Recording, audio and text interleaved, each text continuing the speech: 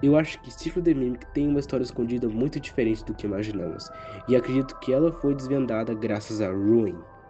Olá, eu sou o Spider, esse é o meu primeiro vídeo de teoria aqui no canal.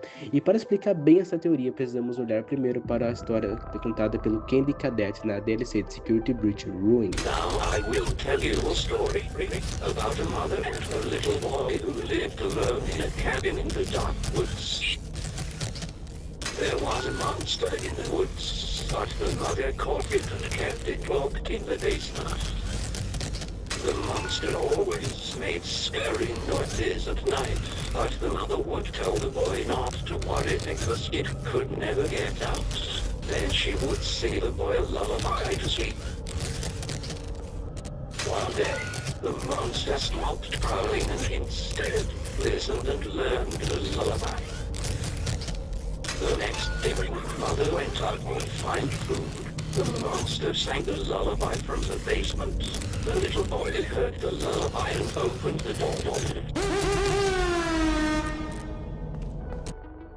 Com Secret the Mimic, podemos associar alguns personagens à mãe e ao filho da história do Candy Cadet, supondo que eles representem a família Murray.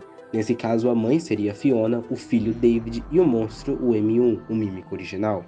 Isso faz sentido se pensarmos que na história o monstro só começa a imitar a mãe após ela ir embora, o que se alinha perfeitamente com o enredo da família Murray, onde o M1 passa a imitar a Fiona apenas após a morte dela na Fall Fest. Essa ligação entre a história do Candy Cadet e Secret the Mimic fica ainda mais forte quando observamos como a história é obtida.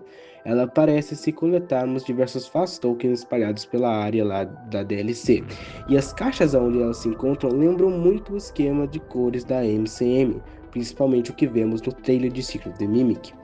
Um dos tokens, inclusive, é encontrado atrás de uma cachoeira, e em Secret the Mimic no minigame Mon.exe também encontramos um item atrás de uma cachoeira. Falando nesse minigame, ele se conecta diretamente com a história. Lá, o Sam, que representa o M1, a própria Fiona, como visto no computador do F10N4, vive em uma cabana na floresta, exatamente como a mãe na história do Candy Cadet. Note, inclusive, que em Secret the Mimic, a cabana se encontra em uma floresta chamada Dark Forest, e em Ruin, a cabana se encontra em uma floresta chamada Dark Woods. Dentro do jogo, a criança morre também. Isso é simbolizado pela morte de uma pequena coruja que o Sam mata. Mais uma vez, o Sam no jogo representa o M1 imitando a Fiona. Mas o mais intrigante é o que acontece depois. Após a morte da coruja, o Sam nos dá uma máscara de coruja, que parece ser da própria coruja que ele matou. E quando saímos, a lua, que representa o Edwin, surta e vai embora.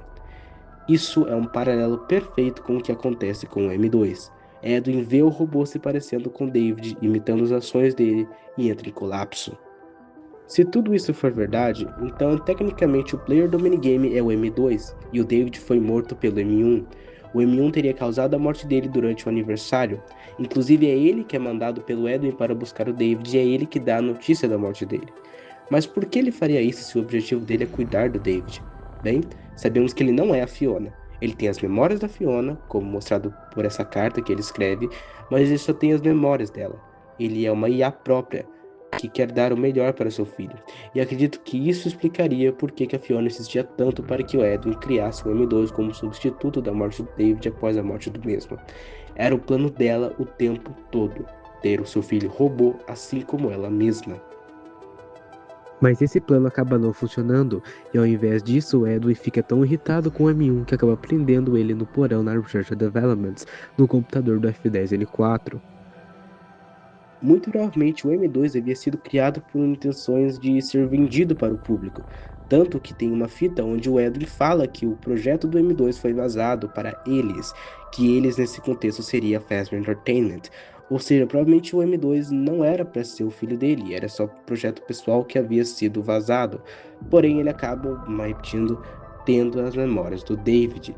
Já que vale a pena dizer que a fita onde o M2 começa a imitar o David é gravada justamente na área onde aparece o White Tiger, onde o espírito do David teria mais força. No fim, acredito que essa interpretação da história do Candy Cadet se alinha perfeitamente com o Monge XZ, com o lançamento do Secret the Mimic. Acredito que essa é a interpretação canônica. E eu acho que esse é um detalhe que muita gente não vê, mas eu acho que ele é um detalhe bem importante, que na verdade foi o M1 que causou a morte do David, e eu acho que isso faz muito sentido. A teoria principal foi inspirada nesse vídeo aqui do canal Impulso Eva 37, que é um canal que eu gosto bastante, que eu assisto bastante. E, bem, é isso. Essa é a teoria de hoje. A gente se vê por aí. Tchau, tchau.